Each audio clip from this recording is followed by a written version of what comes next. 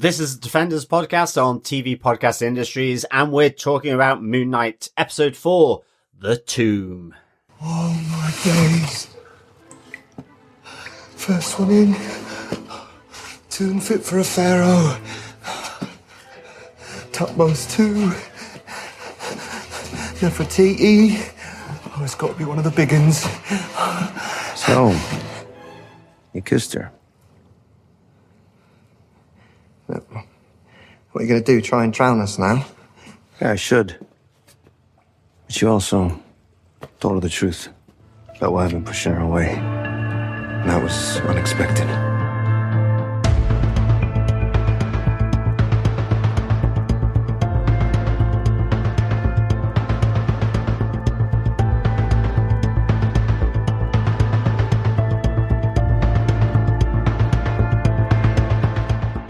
Welcome back, fellow Defenders. This is the Defenders Podcast, and we're talking about Moon Knight, Episode 4, The Tomb.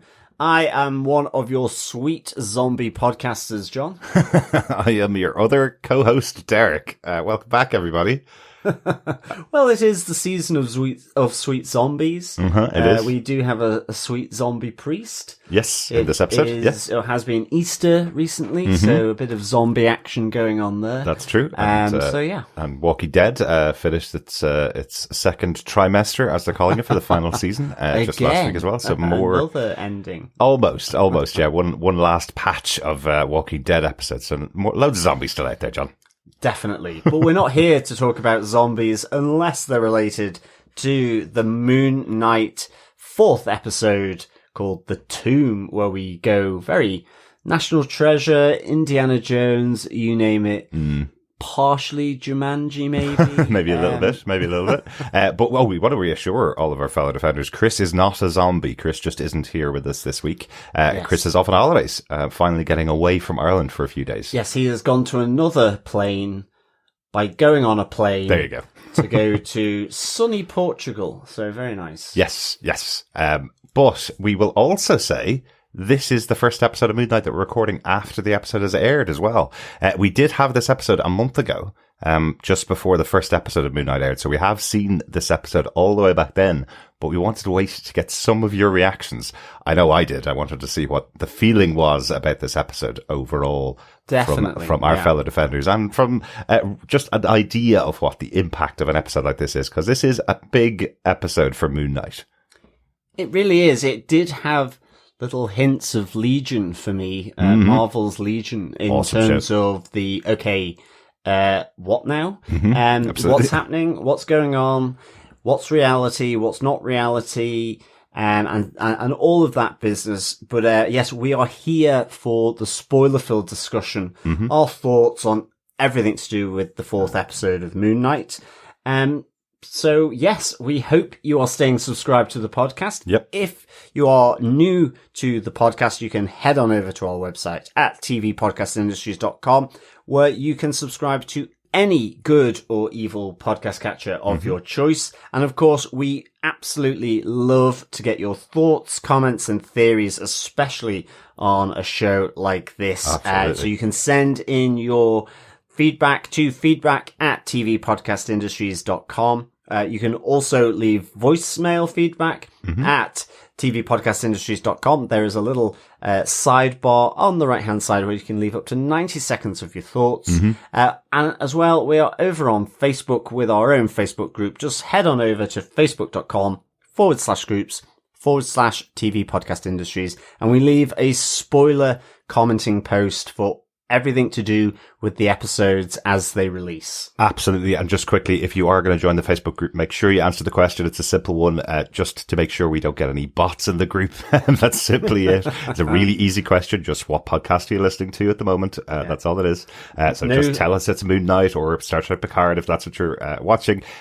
It's just a way to make sure that the group stays for Defenders and listeners to TV Podcast Industries. Exactly. We want no sweet zombie bots going on in the group for everyone's enjoyment of the group. Yeah. But with that, let us get into our spoiler-filled discussion. Derek, what are some of the episode details? Once again, call out the executive producers for the show: Kevin Feige, Louis Esposito, Victoria Alonso, Grant Curtis, Bram Winterbaum, Oscar Isaac, Mohammed Diab, and Jeremy Slater, the creators of the show as well. This episode was directed by Aaron Moorhead and Justin Benson again, back from directing episodes earlier this season. The episode was written by Peter Cameron and Saber Pirzada, who wrote the episode last week, and also written by Alex Minahan. Alex is an executive story editor on Moon Knight, the show itself. This is his first credit as a writer on Moon Knight, but he has previously written episodes of the Prime Video show Bosch as well. Is that about DIY tools? It is not. It is not. Okay. No, it's a very big show about a detective. So a big detective show over on Prime Video. Who uses DIY tools in his investigations, no doubt. He might. He does have some tools of the trade, but Kind of like Inspector Gadget, maybe. no, it's not like that at all. But it does star Titus Welliver, an old alumni of Agents of S.H.I.E.L.D. Yes, So a big character and a big actor in a great role. So you should watch Bosch. You'll enjoy it. Yeah, no, I jest, of course. Of course I jest. Of course you do. But John, do you want to tell us what they all gave us with your synopsis for Moon Knight Episode 4, The Tomb, if you can? Sure. As Khonshu's Ushabti is placed in a vault with several other imprisoned gods, Layla and Stephen escape an attack by several of Arthur Harrow's men to find Harrow's camp eerily deserted at the site of Amit's tomb. On entering tomb, they begin to realize that it is a maze in the shape of the Eye of Horus. Navigating the maze, they discover an antechamber with plenty of fresh blood. As they explore the chamber, they must hide as one of Harrow's men is killed and his organs removed to canopic jars by an undead Egyptian priest. Stephen and Layla are attacked by the priest and are separated as they run to escape it. Layla encounters Harrow, who claims that Mark Spector was one of the mercenaries who murdered her archaeologist father. Meanwhile, Stephen finds the tomb and discovers that Amit's last avatar was Alexander the Great. Stephen and Mark discover Amit's Ushabti inside Alexander's body, before Layla, finding the tomb, angrily confronts Mark about Harrow's assertion and demands to know the truth. Mark reveals that his partner killed Layla's father and everyone else at the dig site, including himself, before Khonshu revived Mark as his avatar. But before they can resolve the situation, Harrow and his men arrive. Mark holds them off to buy Layla time to escape with the Ushabti, but Harrow shoots Mark twice in the chest. As Mark drifts off towards the light, he suddenly finds himself in a psychiatric hospital, tied to his wheelchair and holding a figure of Moon Knight. The ward is populated by people from his life. He is brought to his therapist, Arthur Harrow, where in his angry and disorientated state, Mark escapes his therapist. Running through the corridors to avoid the chasing orderlies, Mark finds Stephen in a separate body, trapped in a sarcophagus. They also see a second sarcophagus with someone else trapped inside, trying to get out. As Stephen and Mark continue their escape, they are greeted by the Egyptian goddess Taweret. Hiya. Hiya. She seemed a very nice Egyptian goddess.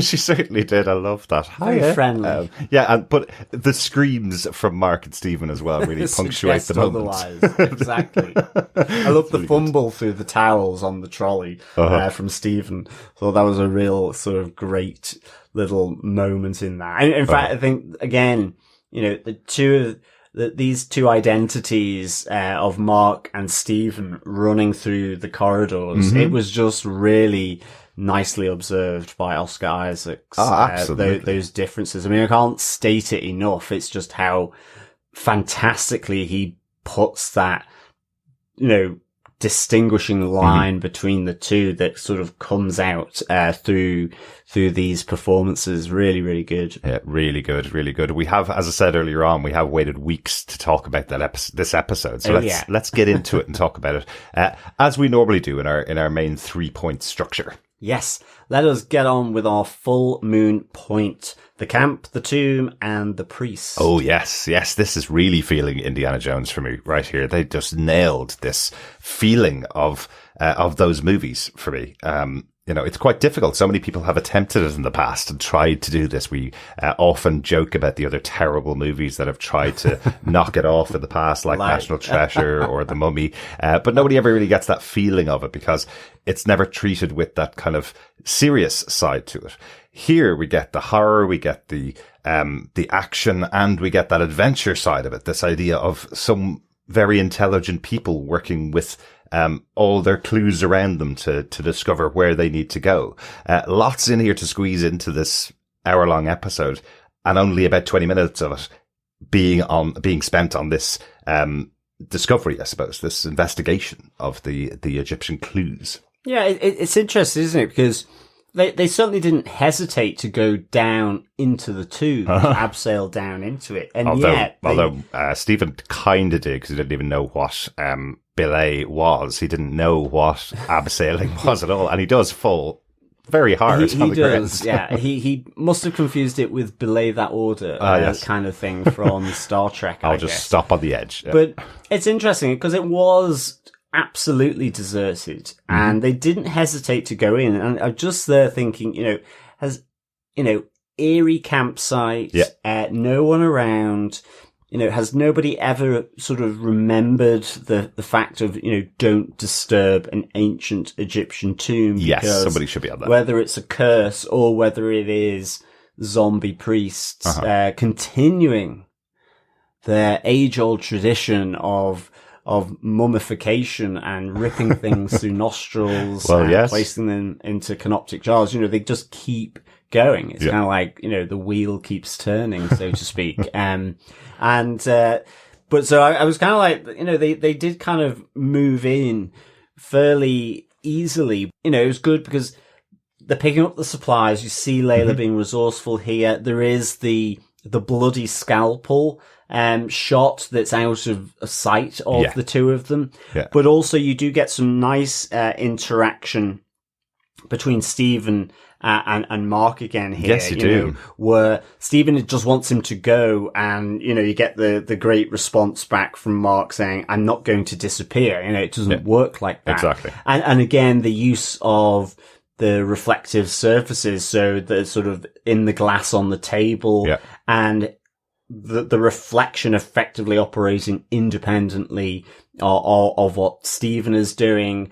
But also, the one I really, really enjoyed was where effectively Stephen has had enough and walks out of the tent, and Mark's trapped in the cracked mirror. Yes. Shouting at him, trying to make him stay so he can put his point across. I thought that was really, really good. Yeah, I really enjoyed that. And it kind of all adds together to the motivation of why Layla wants to do this. She wants to do it because her father was an archaeologist, and had this kind of mission. This was his life's goal, effectively. This is the kind of nod to Indiana Jones and his father, Henry Jones, being so obsessed. This is the obsession of her father. She's going to follow that along. But Stephen is coming at it from a different point of view. He's starting to really care for Layla, and he believes he's able to do all the stuff that Mark can do without the brutality. Yeah, he believes there's the muscle memory there because ultimately he has also done it. Yeah. And again, Mark is kind of cautioning him about that as well. I think he even says to Stephen,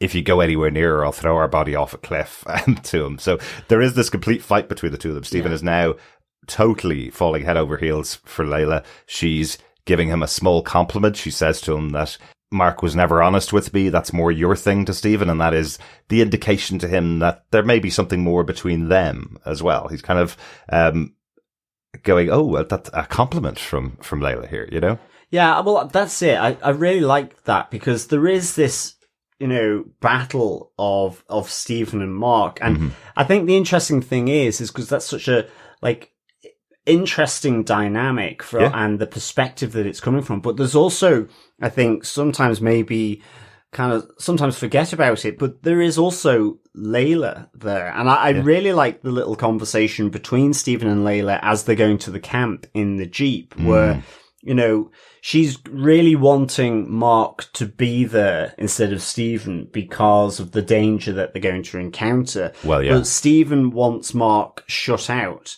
but that they've made this deal that Stephen tells Layla about. And, Layla makes the valid point. Did you not think to ask me before removing him from my life? Yeah. Even though Stephen retorts back with, well, wasn't he already removed from your life? Yeah. But again, I think it's that point just before they go into the tomb as well, where Stephen says why Mark has tried to trying to protect her, so that Khonshu doesn't make her his avatar. Exactly. And, you know, that's when she says, all I want is honesty, your honesty. Yeah. But again, they've known this for quite some time, and her agency is reduced. She has agency. She's absolutely fantastic. Yeah. But they're trying to protect her in a way that she probably doesn't need protecting. She certainly needs less protecting than Stephen does. And it's the idea that these two men in her life now, Stephen and Mark, have been, in their minds, protecting her by keeping information from her. You know, she seems massively capable. She seems, as we've seen throughout the season so far, she seems as capable as Mark is without the suit, let's say. And she even makes reference to that here. The only good thing about him was a suit, and he doesn't even have that now. So what could Mark be able to do more than Stephen could do? And she really needs Stephen on this mission too, because he's the one that knows all of the information that is required to crack the case, I guess. And I think that's the really nice thing now, is that once they have repelled successfully or unsuccessfully into the tomb, then Stephen comes into his own here. Or, you know, you see the excitement. Yes. He is like someone going into one of those tombs, or going to the pyramids, or going to any of those kind of mystical ancient sites. Absolutely. And he's the proverbial pig in shit, basically. Yeah. He's loving it. Well, speaking of which, I love his moment with the two guard statues that are outside, and he's going, I wish they'd come alive and just ask me a question for entry and passageway into this place. Exactly. I would shit myself, but yeah, exactly. love it. It's Real really excitement. good. Yeah. But again, his knowledge here helps. Effectively decipher the tomb. Yes. Now, I just wish here the camera had been a bit clearer to what nods they were picking up on, for him to suddenly draw the Eye of Horus on there. But I loved that whole explanation. You really saw that Stephen's knowledge here helping them to understand the tomb, what the maze represents, and which way they should go, on the basis of the voice of Amit being this pharaoh, and that they think at this moment. But I would have liked a few more nods with the camera to a marking on the wall, or to a few other things, or more obvious ones if they did it, just to show that logic of them going through it a bit. I know what you mean. It's all really taken from Layla saying there's 6 pathways, and he thinks of the number 6 and makes that connection to the Eye of Horus, and then draws it on top of the sarcophagus that's there in the entryway. Exactly, which kind of got reflected back up onto the ceiling, which I just wondered whether that would happen from sand. I'm just not like a digital watch, or a watch face. Well, he's shining his torch on top of it, so I was thinking, was it gold underneath that he'd gotten through to the gold, maybe, and that was shining up. But yeah, I know what you mean. It again, they have so much to cover here that they're covering, 3/4 of an Indiana Jones movie in these in these 20 minutes at the start. But it is really good, and in comes the horror element, effectively, with zombie.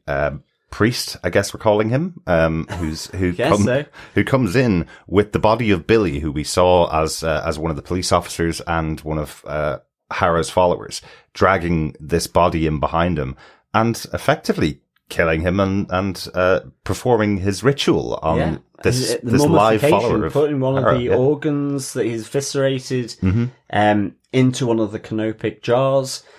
Whilst brutal end for Billy, it really is a brutal end. But I just kept wondering, well, what has he been doing before these people found the tomb and entered the tomb? Because it just felt like it was, he took up from where he left off back in those days, and he's started going on his mummification killing spree, basically. Well, but I really like this. I loved how they drew the horror element. I mean, even I thought, when Stephen got up onto that kind of mezzanine part of that chamber, that there was another mummified body on a table. I thought that was suddenly going to spring upright to life, and so on. So I really enjoyed throughout the whole of this episode. There's that great classic horror moment of being pulled into the darkness that happens Oh, to yes. Layla with the zombie priest, that just really lent into, that absolutely horrific and frightening part of, when you think Well, of yeah. mummification and what they did. Granted, they're not alive, but Yeah.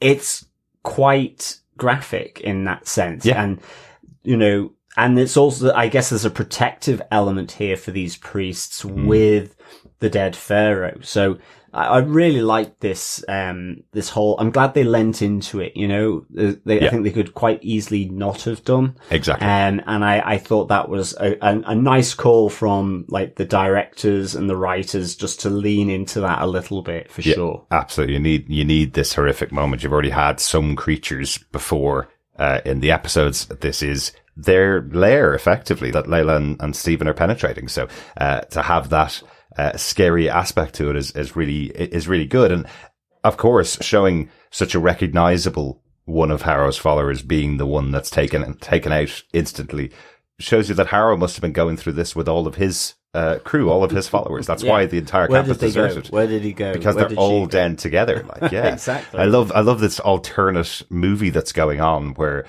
each of them are getting picked off one by one as they're trying to find their way through these paths. Again, remember, Stephen has worked out the correct path to go down, but I presume Harrow didn't work out the correct path to go down because Stephen gets to the tomb first. Yeah. So Harrow's men and followers, so Harrow's followers are all going down various paths, getting picked off left They're and getting right. caught in the maze that has been set out to protect the pharaoh's body. Exactly. That's the interesting thing here, I think, as well, is that, I kind of assumed that Harrow, because of his talk of Amit, with the cane, doing Amit's justice here with the cane and seeing all that it was in effect going to be a breeze for him. Right. Walking in, knowing which way to go, because he's got the beetle. And that's the thing, he does end up at the tomb He does. with the beetle. So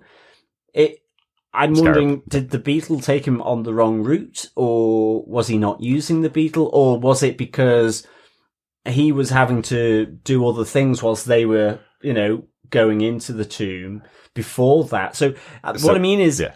Arthur, in a nutshell, doesn't seem like he's the chosen one, if you see what I mean, for Amit. It's like he's seeking Amit out for maybe a very different purpose than what we think. Maybe it is just to be Amit's avatar and release her from the stone imprisonment, the Ishvashti. But there's just something, because of how unsuccessfully he has been in finding his way, or at least his team, through the tomb and to the central burial chamber, that I feel maybe he isn't. Well, the way I take it is that Amit has no agency here at all. She's trapped. He's trying to find her. We know that he's not her avatar. He's the number one follower who wants to release her back on the world. And that's his total objective. He wants to get there. He has the scarab. That's what's led him to the tomb. He's now following that to lead himself to the actual location of the body, or of the Ashabti. But that's all. He's effectively following a map to a location. That is true. She's not telling him to come there. She's not protecting him from all the traps that are set out there. Effectively, all of his followers, it seems, they're the ones that are getting taken out left, right, and centre, or at least we saw one of them there, and a number of other people have been killed, as we could see from the work that's done by zombie priests, let's say. So I think it's not like Harrow's saying this, but it's almost like he's there with that amount of followers with him, because he's kind of using them as a barrier between him and the things that could get in his way to get to the tomb.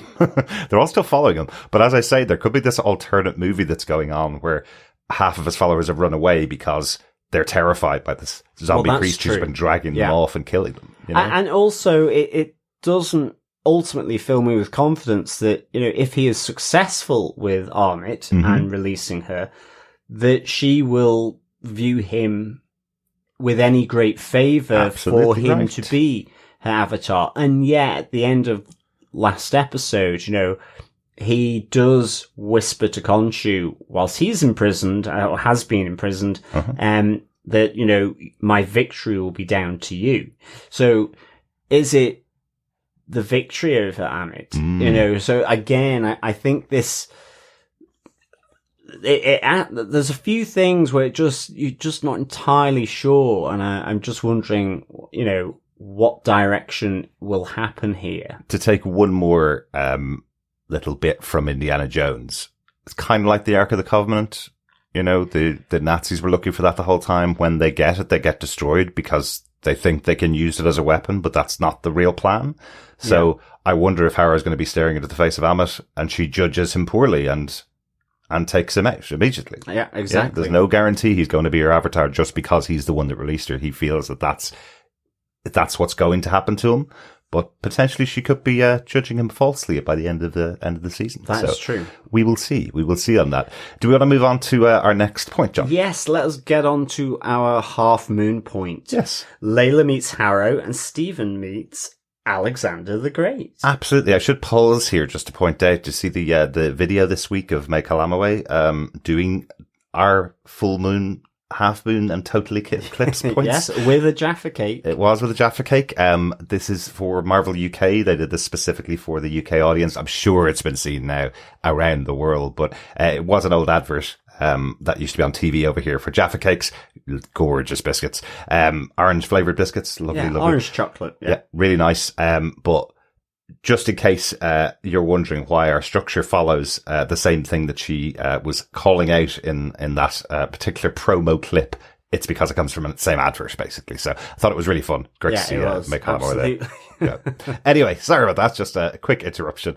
Let's continue on with Layla's discussion with Harrow, because this is a big moment. It's been referenced a few times, and enough so the audience, all of us watching the show, I don't think are massively surprised by Harrow's revelation to her. No. He's been hinting at it all along that the murder of her father had something to do with Mark. Absolutely. And I love actually how he still doesn't say that it was Mark. Mm-hmm. She makes the jump. That's true. And he says, well, you said it. And he kind of says he was there, and effectively corroborates what Mark says. Now, I'm not saying that it makes it any better, but it's leading her down that garden path to come to that judgment and that leap of faith, or that, and that's what it was, just so wonderfully manipulative as to how he, brought this out. I mean, it was a great conversation.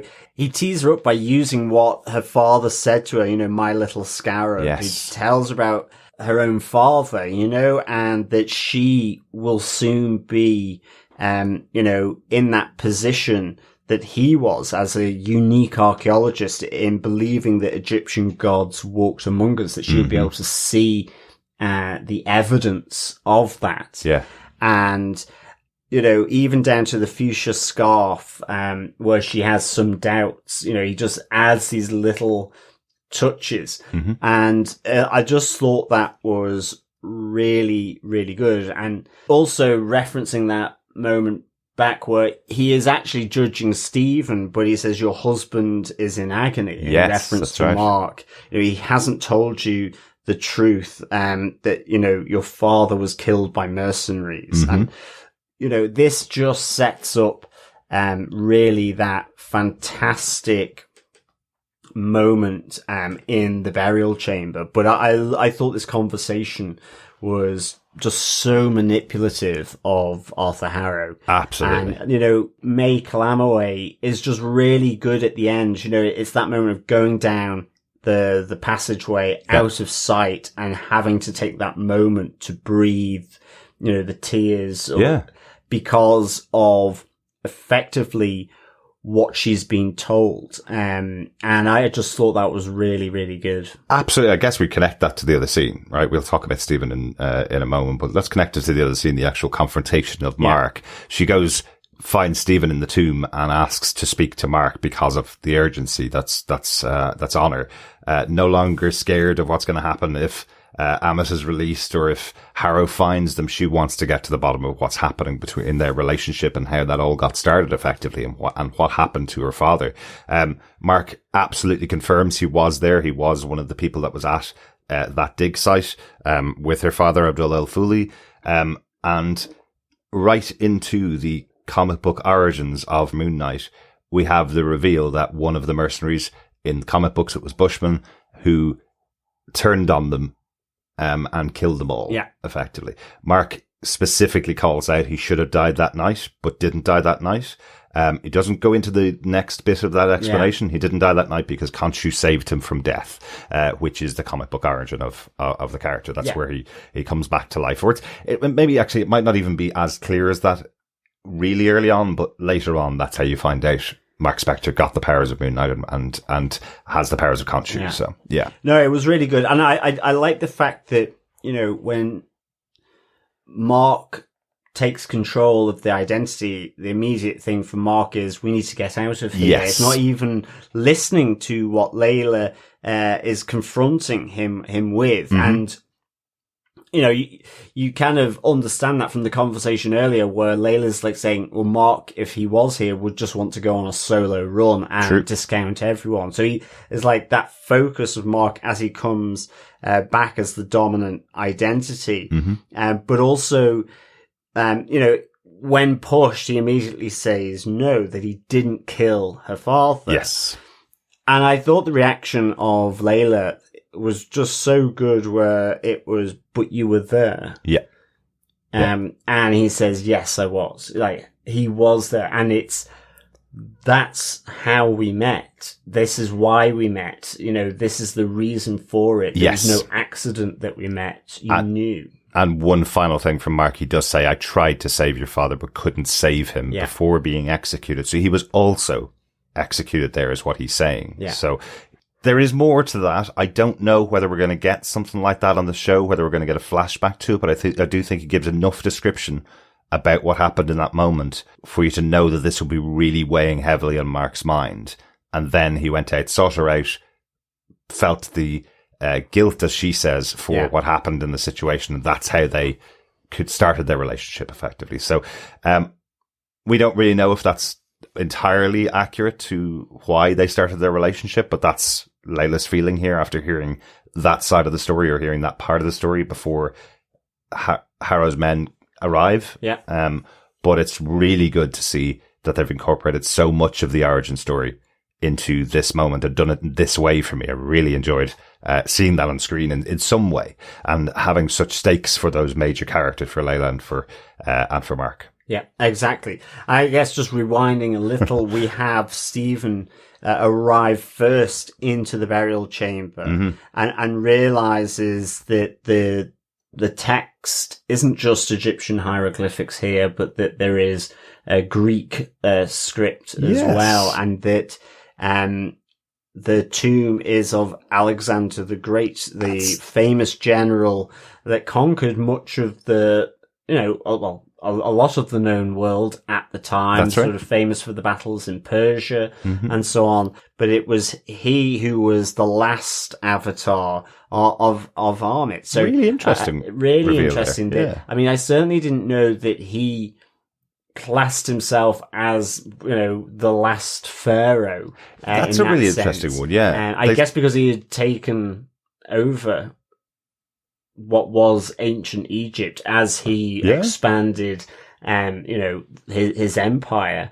But I never knew of that, assuming it is correct and it's not just historical license for this. But well, they say the last avatar of Ammit was a pharaoh, and then Stephen discovers it is Alexander the Great. I'm not too sure whether Alexander the Great claimed he was the last pharaoh, because Layla didn't make that connection. It was only when Stephen got into the tomb itself that he realizes this is Alexander the Great's tomb and he's a pharaoh. So I think all I meant there was that he claimed himself as a pharaoh, a great pharaoh of Egypt, when I'm guessing he took over the land. That could be it. So I thought that was really interesting. Maybe it's suggestive of why he raged these battles so far, and why as a personal empire of himself, it was so vast that this was Armit's will in terms of justice being meted down. So it'd be interesting to see like when they take what real more history we like get that. from this, because it's really interesting to see,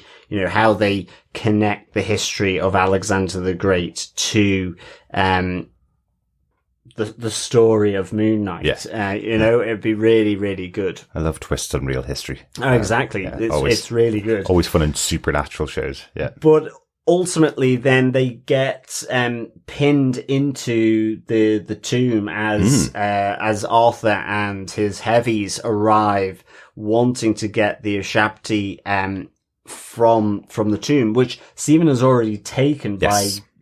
Again, going back to, the voice of Armit. So the Ushabti was, down in his esophagus, in his throat, to hide it from, tomb raiders, to quote another well-known, archaeological, property. Absolutely. And You want to hide it somehow from the people who'll just go all the way down here, push open the top of the tomb, and then walk away. And take the headdress and the shield and the axe.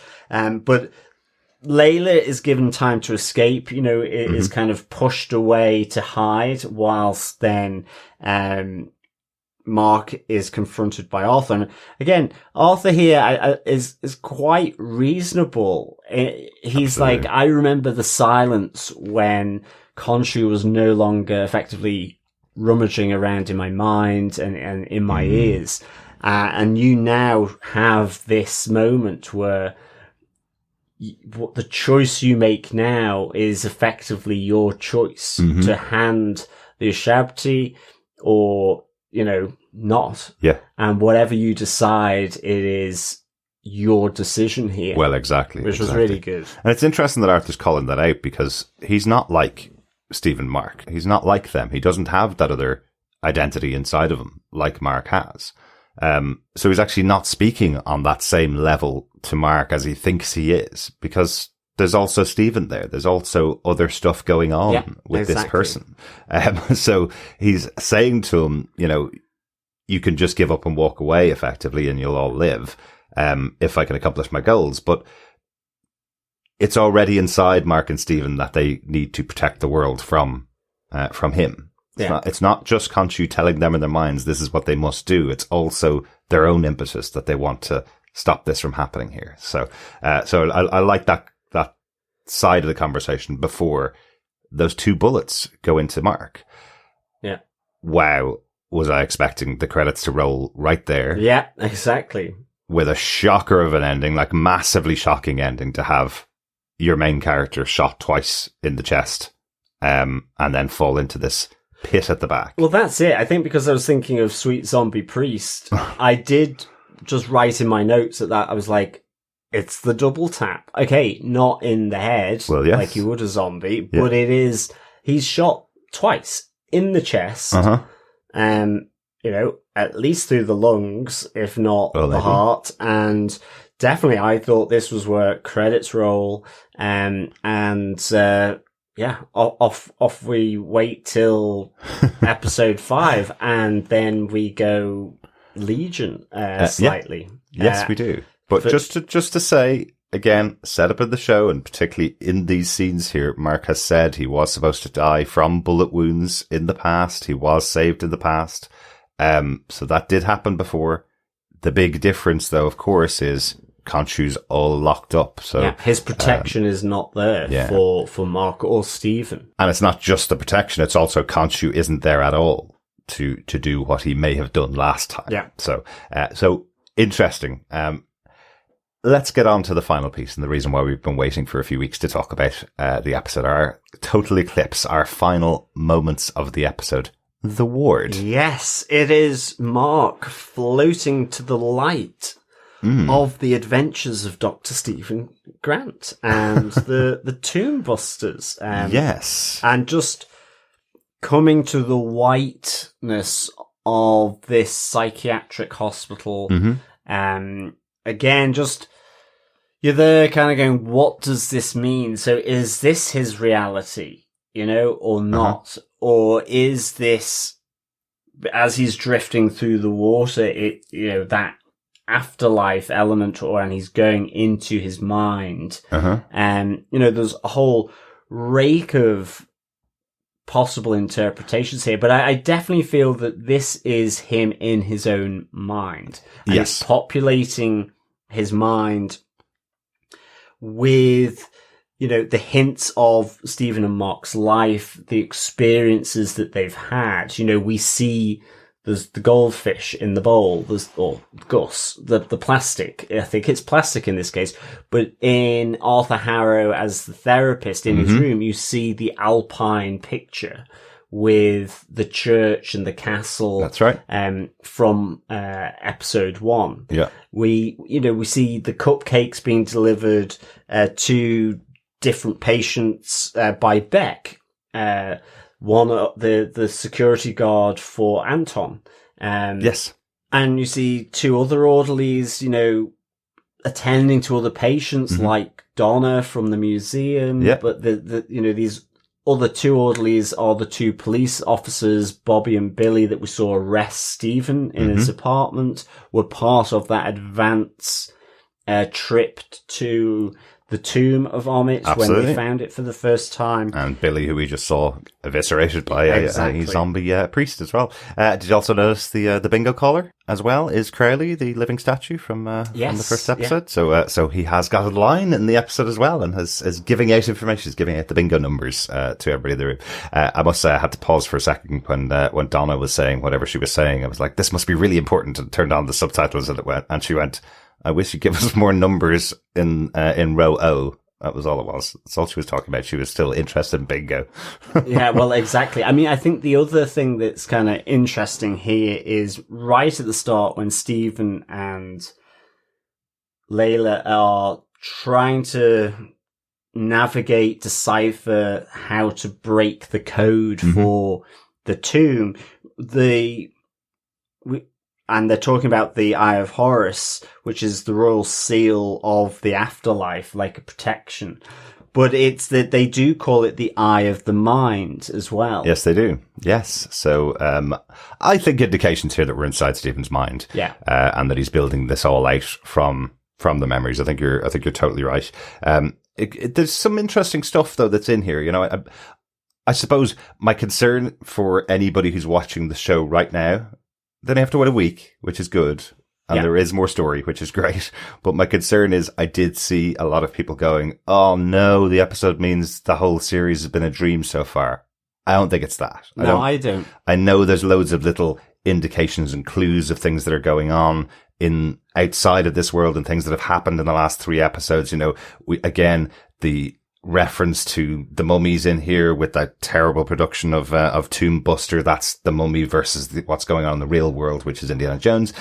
So same production values. So there's that kind of stuff, but there is some interesting stuff. There's an interesting moment with him and Layla talking about their investigation. Effectively, she's still investigating with Mark. She's putting things up on the board. And then there's a little bit of duplicitousness in there, which was interesting. So if this is happening in Mark's mind, does he not trust Layla? Because she effectively realizes he's won bingo, takes the bingo card off him and says, I won, and then says to him, oh no, I'll split the winnings with you this time. So is that Mark's version of Layla? Does he think that he can't trust her? Is there something else that's underlying there? Or it could be, and it could be something to do with the dealings with Madripoor. If you think of, effectively illegal black marketeers. So, not necessarily the most trustful of people. Yeah, I mean, I think it's really kind of interesting. Oh yeah. Some of this. I mean, even, when it comes to the therapist Harrow, Mark is sedated in this moment, and he's like, everything reminds me of, Mark is trying to sort of just connect it, and Harrow says, of your past, of Stephen, who used to work for a moon god, used to be an employee of exactly. him. So I mean, I think all of this is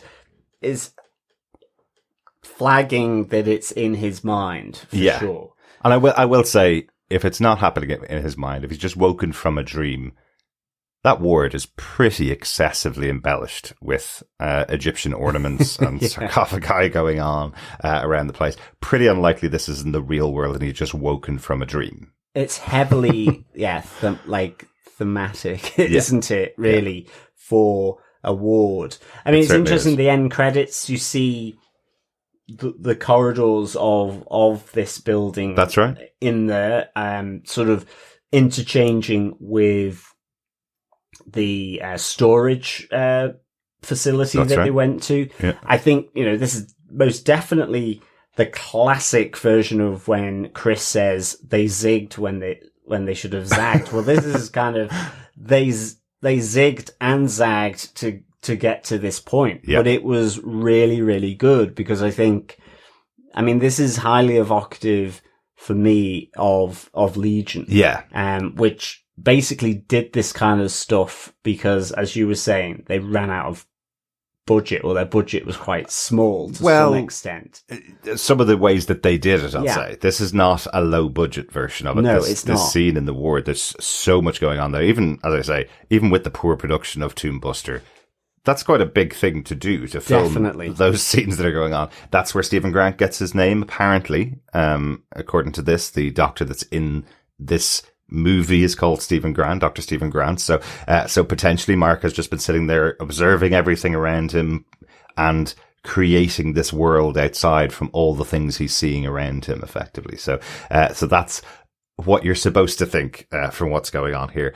Also, I thought it was interesting in Harrow's discussion with him, this psychologist or psychiatrist Harrow, speaking to him, saying, I've also gone through the same experiences you've had. I've had psychic episodes. I've also gone to the lowest depths, which is almost what Harrow's been saying to Mark and Stephen since the beginning, saying, I've experienced the same thing you have. Yeah. I was formerly the avatar of Moon Knight. I've had those experiences and I've gotten through them. So I thought that was quite an interesting thing that they pulled into this version of Harrow inside his mind. Definitely. And of course, then there's the whole compartmentalization of this facility where, in escaping Harrow's office, he goes into a room with a sarcophagus with the screams from Stephen asking to be let out. And we get Mark and Stephen hugging. Yeah, is let out. And it's kind of like, oh, found you, kind of best friend. But the hint to this third person that we've talked about, this other identity, is quite ominous as the sarcophagus is stood up and shaking. Yes. It's kind of like angry sarcophagus. Yeah. Oh, maybe. I mean, do you know what I mean? And I love, again, the expressions of, as Mark sees, as the shot shows Mark looking into the room, and he's kind of like, does a furrowed brow, like thinking, what's this? Because in another room, I've just found Stephen's, and like, what's this? And then as the shot goes to the corridor, you have Stephen walking past that same room, kind of looking in, going, oh, like surprise, and pointing at it, like sort of jokingly almost. Yeah. So what's that? What is so what's that? So there's two options, right? One option is it's the other identity. Yeah. Yeah. So Jake is what we've been calling it across the episodes, and all of our feedback and our knowledge of the comic books tells us it's very likely Jake. It's also possibly the representation of Khonshu being locked up, because Khonshu was locked up at the beginning of the episode. Yeah. The other thing that I was wondering, and I know you mentioned there's loads of theories about what this could possibly mean, this whole room. There's also the possibility that both Stephen and Mark are inside their mind as Jake has taken over as the main identity now. After being shot. Potentially. Yeah. So maybe Jake is in control of the body while these two are inside, and experiencing or meeting each other for the first time. I think that could be really an interesting possibility, because, if we are saying this is in the mind, then Mark and Stephen have just been shot twice in the chest. Yes. True. far from home, far from Cairo, with, hostile forces, with the Great Protector imprisoned in stone. And, maybe, just maybe, there is, going to be, and then coming into this mind world, you just start thinking of the more spiritual, supernatural elements that could bring Mark back to life, and Stephen. Yes, true. Even where we have, right at the end with Taret, the goddess of childbirth and fertility. See, that's an interesting one, Egyptian goddess coming in. And this is the hippo god saying hi. Yeah. Exactly. It is the hippo god. And, okay, I don't know a lot about this goddess, but at least from a quick search online, it is that she is a goddess of childbirth and fertility. And yeah, but it is a protective goddess, certainly a protective one. And one of the interesting things that, because of the nature of what had happened in the tomb with the 2 gunshots, was that she commonly bears the epithets of Lady of Heaven. Interesting. And Mistress of the Horizon. And you kind of see him floating, and the very kind of afterlife type element to it. And I'm wondering if, a bit like with the Wheel of Time, it's that cycle of renewal or something. Maybe. So it could be. I really just don't know, to be honest. But we feel it could she's also really just helpful. be a real life that Jake, pumped with adrenaline after being shot twice in the chest, could also have some kind of protection on there if they'd gone round the camp.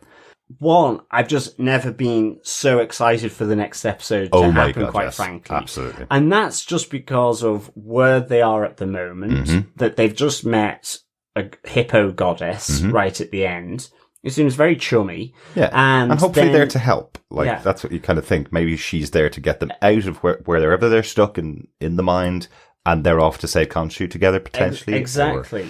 Well, if you go with the premise that this is Mark and Stephen's mind, then there's a real life situation of him just having been shot. True. Yeah. And that there could be the intriguing spiritual side of this, or it could be a real life explanation. And as you say, I like the idea that maybe Jake has taken over in this moment because it's so extreme. Yeah. And in order to do something. But not too sure what he would be able to do. And that's why I just want episode 5 toot sweet. Absolutely. Absolutely. One more week. It does end exactly at that moment. We only have to wait a week for episode 5. So, anything else you want to talk about the episode that we haven't spoken about at all yet, John? No, I've got no more from my notes. I don't know if I mentioned it, but just that Beck is serving cupcakes in terms of the cupcake van. Again, I loved all these little nods. Oh, they're great, aren't they? You had the cane, you had the Crocs on Harrow's feet as the therapist. There was just that Mark was tethered to the wheelchair as well, and then he has the little figurine of Moon Knight as well. I'm surprised that wasn't a Marvel Select toy, so they could sell those at the end of the season. But so it looks old and used. Yeah, really good episode overall. John, to that point, what did you think of the episode? Do you defend Moon Knight episode 4 of the 2? I really do. I'm really enjoying this whole series. I think it's the whole Egyptian element. I think it's with the identities of Mark. It's Layla. And just the whole thing is just really kind of gripped me. So I would give this 5 sweet zombie priests out of 5. Again, bringing that horror into it, that just leaning on it. It wasn't overly horror. But it just lent into it. It gave that sense of ancient Egyptian tomb and the nasties that may lurk within it. Absolutely. No curse this time like with Tutankhamun, but certainly plenty of, priests still wanting to do their thing, you know.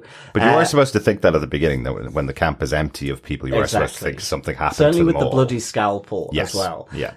I thought this just, you know, fantastic sort of switch here in that moment after his shot. I love the revelation of Alexander the Great as well. I love the confrontation between Layla and Mark coming from the conversation over, you know, the yawning gap between Layla and Harrow. Absolutely. I thought, again, you know, the dynamic between Mark and Stephen's identity really strong here. And I actually liked how they brought Layla's agency. Well, why didn't you tell me about this, or one of you, at some point? Why do you keep choosing to protect me from something as if I need protection? Yeah. And then moving into, you know, the brilliant white of, at least at the moment, Mark's mind, for me.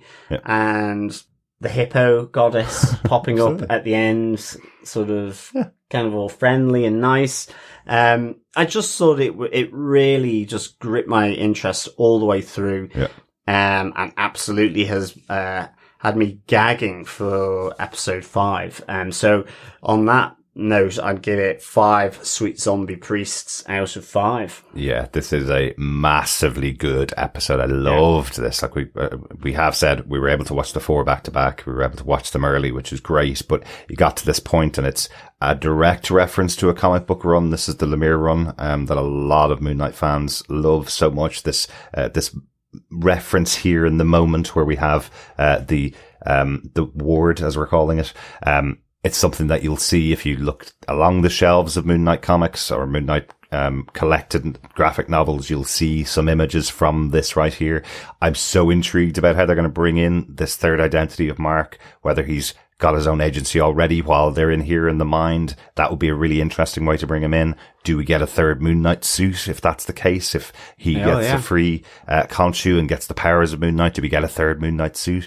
I thought this was brilliantly structured. Thought it was an excellent episode of the show, and yeah, exactly as yourself, I can't wait for next week. I can't wait to go down the trail of the last 2 episodes of Moon Knight. Excellent stuff. So really good stuff from episode 4. Before we get into feedback, let us head on over to the bar with no name for our pub quiz. Yes. So, fellow quizzers, fellow defenders, it is question 4. In the vault of the imprisoned gods, how many Ushabtis or stone statues are seen in total, including Khonshu's Ushabti? Ooh, that's a counting one. You might be there for a minute, counting these. Well, yeah, it is a watch and pause part of the episode. And it's, I think it's Osiris's avatar, is bringing, Khonshu's Ushabti to be placed in this vault where there are other stone statues. Very good. Other imprisoned gods. Potentially, yeah. Potentially. So. Yeah. Just how many stone statues are there?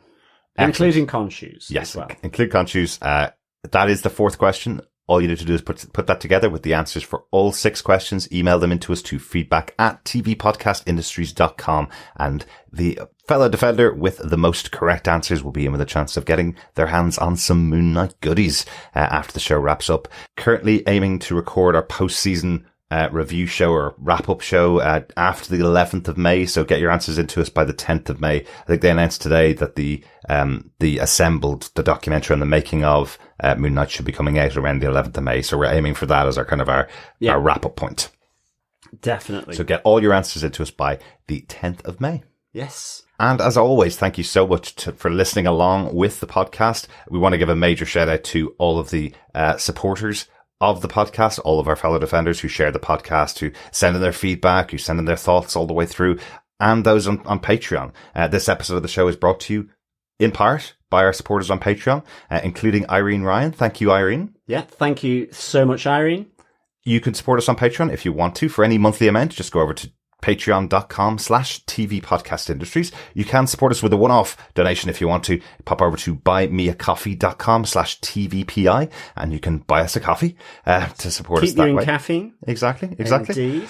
And of course, there is always, great support provided by you subscribing to the podcast, sharing it with your friends, because remember, sharing the podcast is sharing the love. Indeed, it is, fellow defenders. Following that, it is on with the great feedback for episode 3 and episode 4. Yes. So we have a lot of stuff from our fellow defenders. Yes, we do. Thank you so much for sending it in. Definitely. First off, an email in from Matt Gear around episode 3. Matt says, "Hello, gentlemen. Having been enjoying your podcast since first discovering you from The Boys. Oh, great. My question is, do you think that Mark is the first personality and that Stephen was created as a more compassionate part of him after his divorce? It's just something that has been rattling around my head. Cheers, guys. Keep up the great content. Your fellow defender, Matt Gear." Thank you so much, Matt, for that. And yeah, I mean, that's a really good question. And I don't know whether I have the ability as such to answer that in terms of, I guess with having, dissociative identity disorder, I think my understanding of it would be that there is a moment that has happened of trauma. Yeah. There were these different identities kind of then get established and interchange. Now, maybe the divorce is that moment of trauma. I don't know whether there is something where that trauma is closer to sort of a child or an adolescent, or whether it can establish sort of later in life, sort of as an older adult. I'm not entirely sure about, and I guess that might be where that could be informative for answering that question. Yeah, I will say we do have some feedback coming up from Lenya, who's going to talk a little bit about DID as well, to give us all a bit of a hand on what DID is. I don't think it would be that you create a personality after a divorce. It does usually come from a highly traumatic moment in childhood, not usually from something that happens later in life. But I'm going to leave it to Lenya to explain that later on in her feedback. Yeah, and I mean, it'd be great to hear if anyone can also provide any insight for Matt's question there. But great question, Matt. Really sort of exploratory, I think, in finding out how and when this identity happened. So great stuff. Thanks, Matt. Absolutely. Great that you also listen to us over on The Boys as well. More Boys coming later this year. Up in June, we've got season 3 of The Boys coming, which is awesome. Yeah, looking forward to that. We also got some feedback in from Victor Von Doom, who says, "Greetings, Defenders. Episode 3 was very intriguing. It kind of reminds me of Raiders of the Lost Ark. Mark must have been a fierce mercenary. His fight on the rooftop was very exciting, even with the intrusion of Stephen to boot. The Ennead Council meeting and inquest of Harrow was both eerie and magnificent. Khonshu did not present much of a case at all. I don't think it matters much, as the gods are prejudiced against him, and Harrow played on that to clear himself of any wrongdoing. I would like to see a side episode explaining the gods' history and the banishment of Khonshu. Who is the third identity of Mark Stephen? Will we see a third Moon Knight costume in the future? Stephen's knowledge of Egyptian history and myths did come in handy this episode. But Khonshu forcing an eclipse was really fascinating, as well as moving space and time to the desired constellation. With Khonshu imprisoned, will Mark still have access to the suit and powers? Oh, on my second watch, I did hear Khonshu say there would be no protection for Mark in the future. I guess Mark, Stephen, and whomever else are on their own. As always, looking forward to your podcast and Defenders feedback. Excelsior, Victor Von Doom." Great stuff. Thank you, Victor, for that. Yes, indeed, they are naked, as to Khonshu's powers now that he has been turned into stone. And I did like that insistence in this episode that, Mark's a mercenary. He does have skills that Stephen might be able to unlock them if he's able to keep the body long enough. He may be able to unlock that muscle memory to get himself with the skills of Moon Knight. There's a lot of people kind of a little bit critical of the fact that we have Mr. Knight in the show connected to Stephen, and he's kind of the comedy sidekick almost. Yeah. He can't do the fighting, and there's a possible way in there that he'd be able to have some of the fighting style, let's say, of Mark. I don't know whether it's going to happen, but I like at least there was a nod to it. Definitely. And I'm totally with you, Victor. The rooftop fighting was really, really exciting. Was cool, wasn't it? With both Stephen and Mark intrusions in there, but also with this, mystery third person as well. And the depiction of inside the Great Pyramids at Giza were just very good. really good. Thank you, Victor, Thanks, for Victor. the feedback. Yeah. We also got another email in from Suzanne Nielsen, who had a question about episode 3. I do have a question about this episode. Do you guys know why the scarab that was supposed to be the way to find Amit's tomb all of a sudden wasn't important or actually was wrong? Did I miss something? Loving this show, and I think Oscar Isaac is doing a great job. Oh yeah, one more question. Why doesn't anyone think that Ethan Hawke's shoes making that noise isn't a red flag for a psycho? Thanks for the great podcast, Suzanne. Thanks, Suzanne. It's really interesting. People have been pointing out, I guess my hearing isn't as good as it used to be, John, because people have been pointing out that every time Ethan Hawke walks, you can actually hear the crunching of the glass in his shoes as he walks. Did you know that? Well, my hearing must be going as well, because I can't really say I got that much either. But now that I'm telling you, let's go back and watch it and watch a scene that Ethan Hawke's in there, because apparently you hear it every time. Definitely. We'll blow the neighbours out of their houses with the volume turned up. So it's like, crunch. As for why the scarab was very important is no longer important. It's not that it's not important. It's that Harrow has the scarab. He has it with him. He's found the tomb now. And now he's using it, as we see in this episode, he's now using it to find the tomb of Amit underneath. Yeah, in episode 4, exactly. Yeah. But because Mark and Stephen and Layla didn't have it, they had to find an alternate way to get to the tomb. So Harrow was trying to head them off to make sure they couldn't get to the tomb in time. Yes, kind of give him a head start effectively. Exactly. I think the main question I would have to sort of build on Suzanne's from episode 4 now is, why was he only using it seemingly to get to where the burial chamber and the tomb and the sarcophagus was, when they had been there ahead of time, and he'd obviously lost quite a number of men in possibly going down the wrong maybe paths of the maze. Or, as I say, possibly because a lot of them were scared off by the zombie priest who's taking them out. Excellent stuff. Thanks, Suzanne. Yeah, thank you so much, Suzanne. Jerry in Niceville also sent in some questions on episode 3. He says, "Hey guys, Oscar Isaac again shows us why he is a great actor. First question, why do the gods allow Amit to have an avatar? Number 2, Jake Lockley is likely the third persona, or will they create something new for the show? And question 3, Layla possibly becoming an avatar for another god by the end of the series. Your loyal avatar, Jerry in Niceville." Well, thank you so much, Jerry. You really are a great voice of TV podcast industries and the Defenders in particular. Love getting in your thoughts on all the episodes that we cover.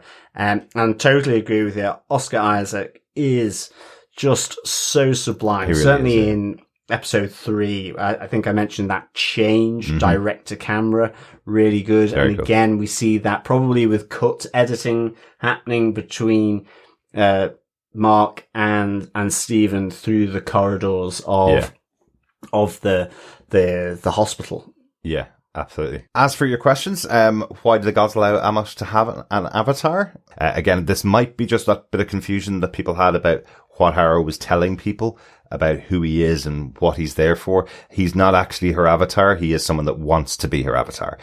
He's hoping that once he frees her, that's the gift he'll get out of it. Exactly. To borrow from a horror movie, he's her number 1 fan. There you go. Is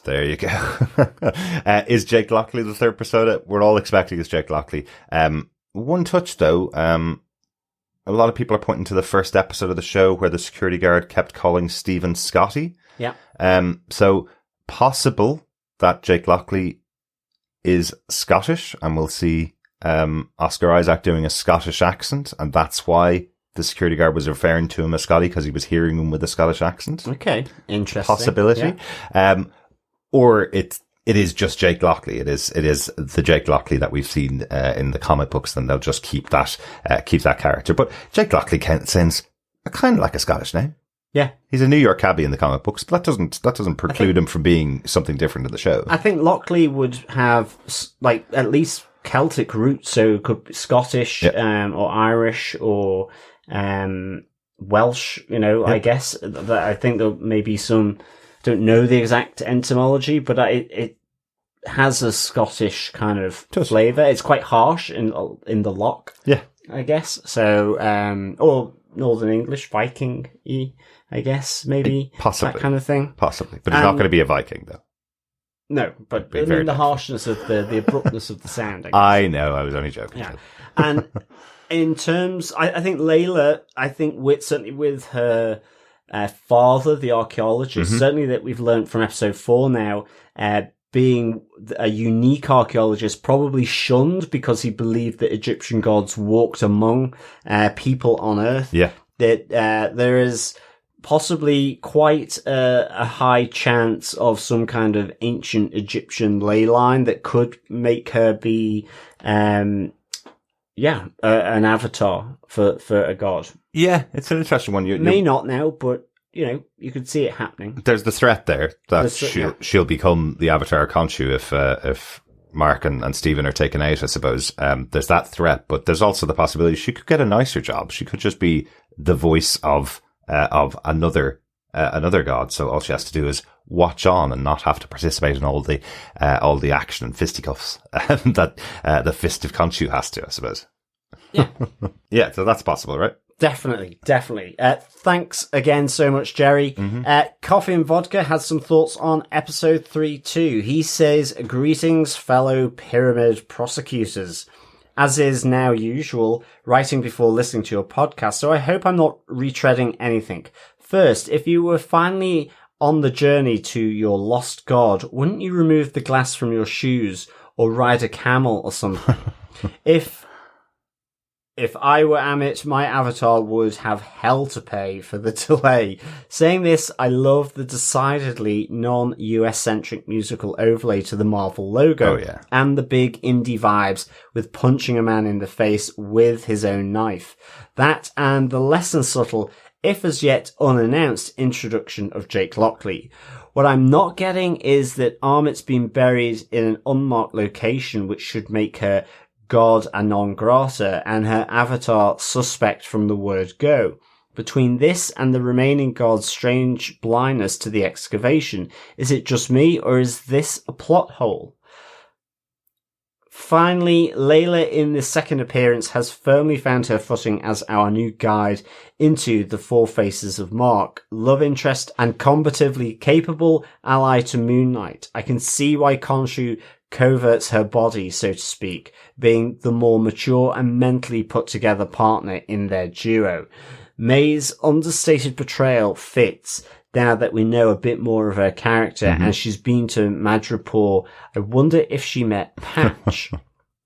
For conjuring Khonshu's shattered sarcophagi and mache maps out of 5. Peace and take care, Coffee and Vodka. P.S. Am I the only one who didn't hear no fighting in the war room in my head during the trial scene? No. Final PS. Thanks for clarifying Harrow's a lead follower rather than an avatar, though this does strengthen the case against the gods for their avatars finding him trustworthy or credible.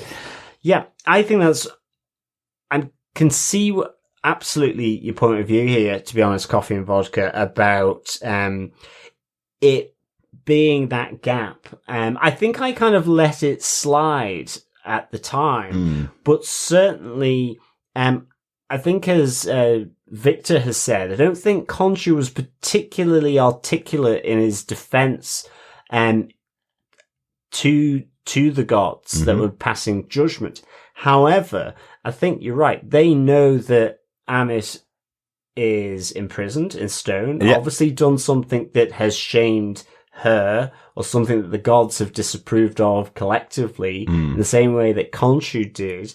At least But they did back Khonshu- then. Yeah. But Khonshu has come back from that. I'm assuming he was imprisoned. He may not have been, but so I guess the gods also believe in second chances to some extent. Khonshu was banished. He didn't have the same face as okay. Amit. I'm not going to call it a plot hole here, Coffee Vodka, but I understand why we may think that at the moment. I do get the feeling that those avatars or the gods themselves were not willing to listen to Khonshu at all, regardless of what it was. He's playing around with the moon and stars, effectively. They told him not to do that, and he keeps waking them back up and trying to pull them back into the world. There's an almost sad moment when he accuses them of leaving the world behind, and they go, no, the earth left us behind. Humans forgot about us. We didn't stop being here. It's almost like American Gods in that way. Exactly. So it's like as if they were saying to him, why are you interfering with these things that forgot about us? So he's making trouble all the time. So it felt to me like that whole rigmarole that was going on. They were called out of their watching over the world by Khonshu to make a big statement to them. It almost felt like they were always going to find against whatever Khonshu wanted, unless there was something massively compelling here. And he didn't really give them much to go on. And Harrow was pretty convincing about the fact that Khonshu is a desperate god. Yeah, and there's also the idea, is it a slightly rigged jury? That's the main, yeah. As well, because Osiris and Harrow certainly are talking to one another here, and ultimately Mark is given another route to find the tomb from one of the other avatars of the gods, even though they collectively agreed to imprison Khonshu. So it may not be as case closed with the gods as well. Exactly. And I guess we'll just have to wait and see how it unfolds. Yeah, absolutely. I think there's a few other machinations happening, a bit more than I thought back then. Certainly, I think with this episode and with Arthur Harrow in particular, and I think it is that distinction that he's not the avatar, he is the number one fan. Yes, exactly. Thanks so much for your thoughts, Coffee Vodka. We have a general email in from Lena about DID and its portrayal on the show, and my kind of poor description in episode 3. I was trying to avoid describing DID because I knew I was going to mess things up. But thanks so much, Lena, for sending in your thoughts and your descriptions of DID. Yeah. Hopefully it'll give us some more insight into it. Absolutely. She says, hello, fellow defenders. Hi, my name is Lena, one of the alters in the DID system, Douglas Vincent. For those of you who aren't aware, I've been really involved in the Into the Night podcast for a while now, helping to educate their listeners about DID. We have been listening to your show since WandaVision, and I always intended to write in when the Moon Knight TV show came along. But after hearing your somewhat confused explanation of DID in the 3rd episode of your coverage, I decided that I need to help you out. Please understand, I'm not angry at all or offended by your misunderstandings. I just want to help you understand DID better. First of all, DID is actually the same thing as multiple personality disorder. It's just that multiple personality disorder is an outdated terminology. It was officially changed back in 1994. The fact that most people are still calling it multiple personality disorder 28 years later is a testament to how much education is needed regarding this disorder. DID is not something that anyone is born with. It is caused by severe and usually repeated and pervasive childhood trauma. It always starts in early childhood, before the age of 7 or 9 years old or so. That's because at that age, it's when a person's sense of self is fully solidified into one identity. If severe trauma occurs before that age, it can potentially cause the child's identity to diverge instead of converging, to form multiple distinct identities as a way of coping with the trauma. This is not a conscious decision on the child's part, but something that happens on the subconscious level. Therefore, you're correct in saying that if Stephen and Jake were aliases that Mark purposely created in adulthood, it would be impossible for them to become DID alters, both because Mark is too old to begin to have DID and because alters cannot be created on purpose. Having said that, once someone has developed DID in early childhood, they are able to potentially diverge more alters for the rest of their life. But usually as the system grows older and more mature, they develop better coping techniques, and therefore new alters come along a lot less frequently. So far, I'm really impressed by the depiction of DID in the Moon Knight TV series. One thing that I really like is the fact that we got to know and empathise with Stephen first, not Mark. This emphasises the fact that all the alters in the system are equally real, as opposed to many shows and movies that claim incorrectly that the alter who shares the first legal name of the body is the only real one, and the others are just fake, made-up characters, or voices in their head, or delusions, etc. The depiction of Mary Walker in season 2 of Netflix Iron Fist show also impressed me in that regard. That both of the alters seemed like real, actual human beings, not one-note caricatures.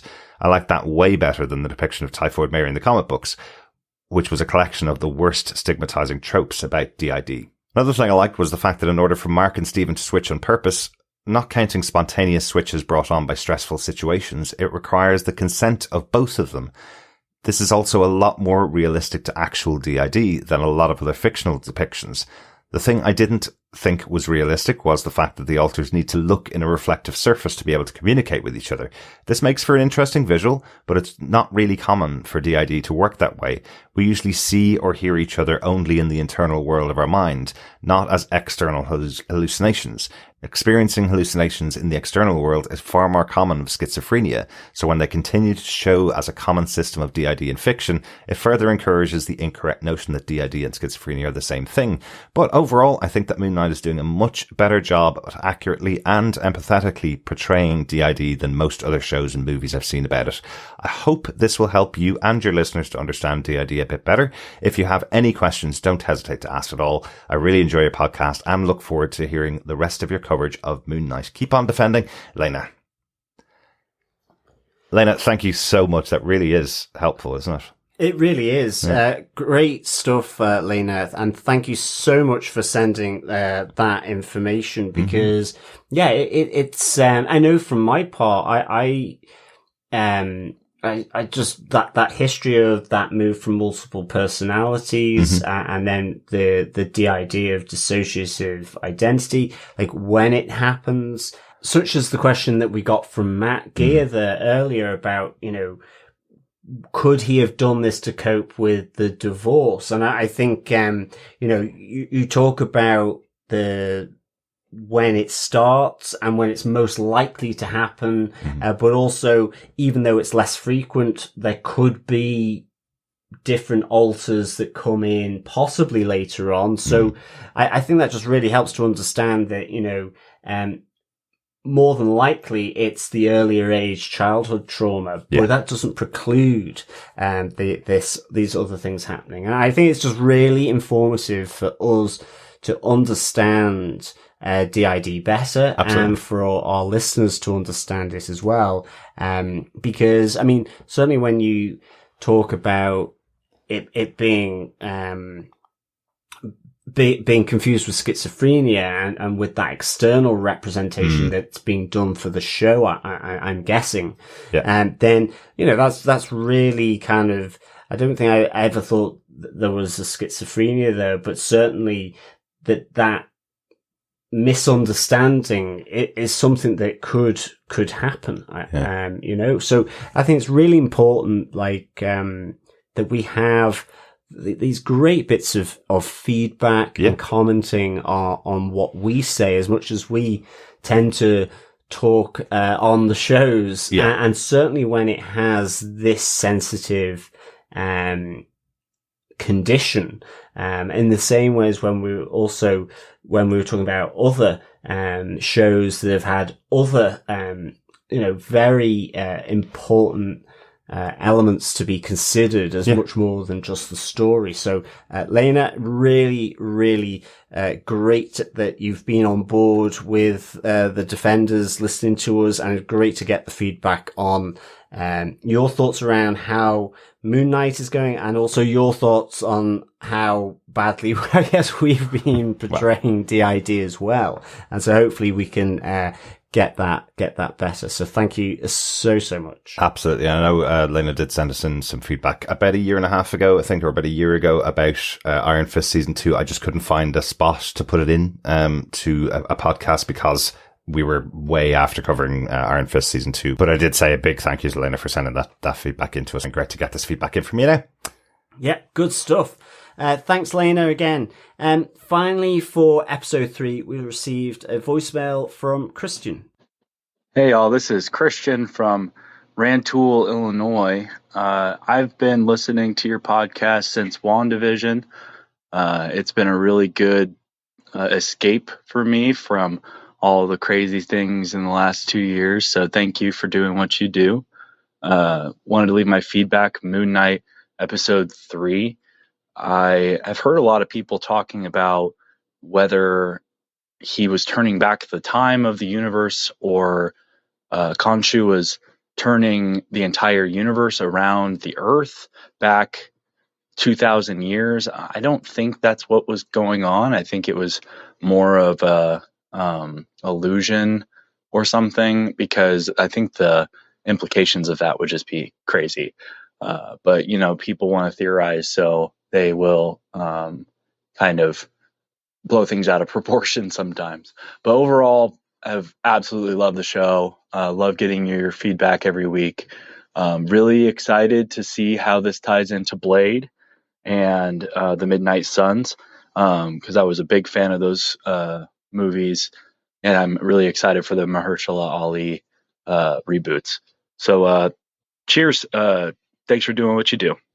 Thank you so much, Christian, for sending in the voicemail. Really great to hear you. Absolutely. And thanks for being on board with the podcast and also with the shows that we cover. Yeah. That's really, really good. I'm, like yourself, really intrigued to see how this ties in with Blade. Mahershala Ali, I really enjoyed, loved him as Cottonmouth King in Luke Cage. Yep. So I really want to see his portrayal of Blade. I love to see how it'll tie in with the Black Knight from Eternals as well. I've seen a lot of stuff about the Midnight Suns at the moment, hopes and dreams for people. So that could be a nice little team as well to build up, now that possibly the Avengers might not be around. So really, really good. And I think, on turning back the night sky, I think that was me in my speculation. I think it was you. But certainly people noticed it. Yeah. In Cairo. They did show that shot. So even though it won't come with the physical manifestations that we were saying and speculating on, certainly it was noticeable. But I think you're right. It's just probably just turning the sky around a bit. Yeah. I was just having a bit of fun with it. I was hoping, since we hadn't seen the Thor Love and Thunder trailer, I was hoping there was going to be some reference in the middle of that. But, great stuff, Christian. Thanks, Christian. And keep the voicemails coming in. Really good to hear from you. Absolutely. Over on Facebook, Heather Wallace says, much like Mark coming in mid-fight, I don't really know what happened in this episode. Mostly I was shocked Stephen used sticky tape on ancient fabric. Yes. A Good curator cast he there. ain't. Absolutely. I guess.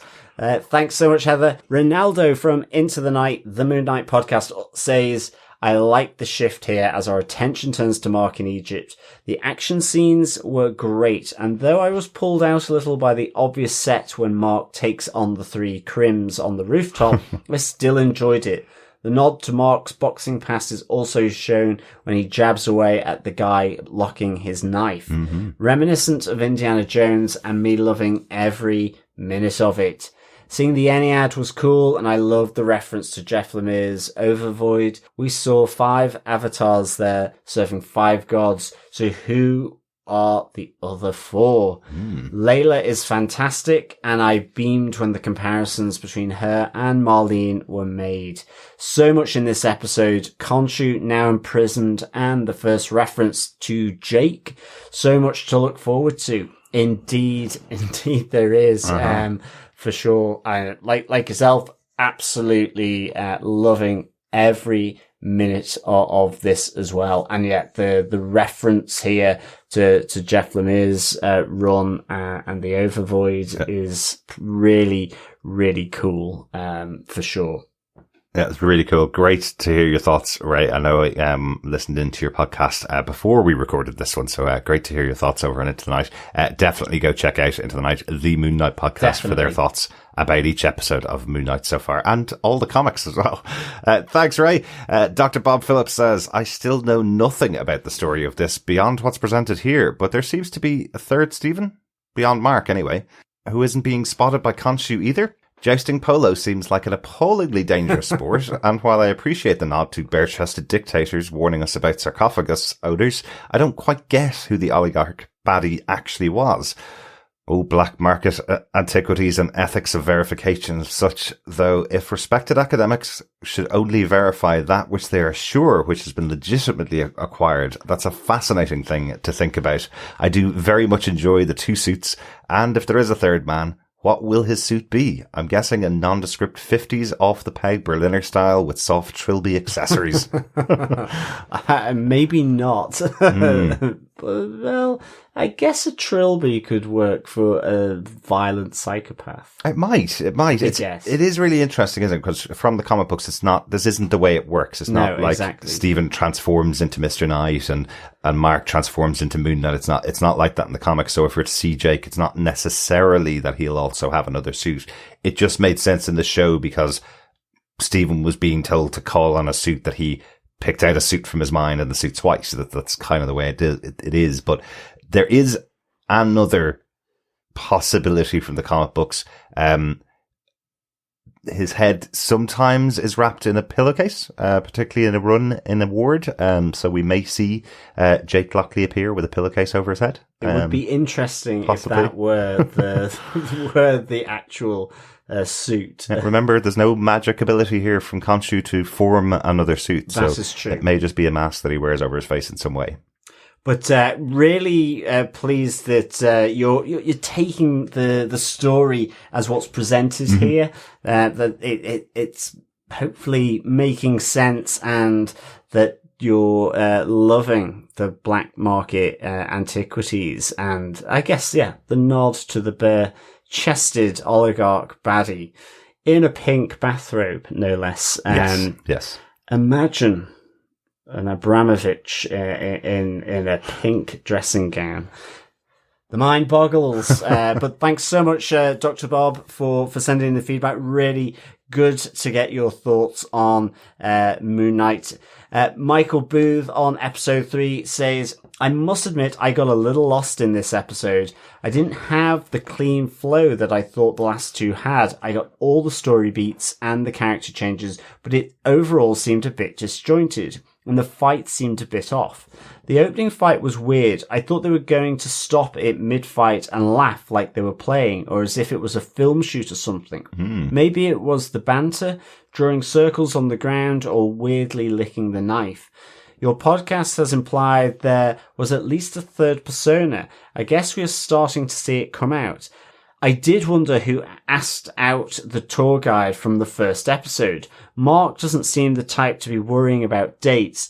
Guess this third character is flirtatious and stabby. I was thinking about the godness of the Ennead. I assume they are interdimensional beings rather than intergalactic like the Asgardians. Their power set seem more mystical rather than the technological alien nature we see from Thor and Loki.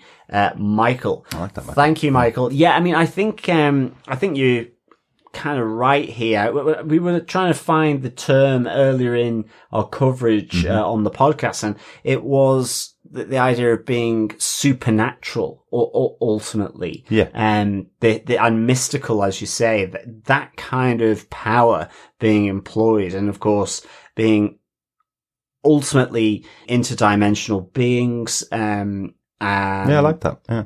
Sort of temporal across space and time as well. So I think, I think that's, I think, as you say, the godness of it, is probably, more important here than any techno, or technological explanation for what humans consider to be magic.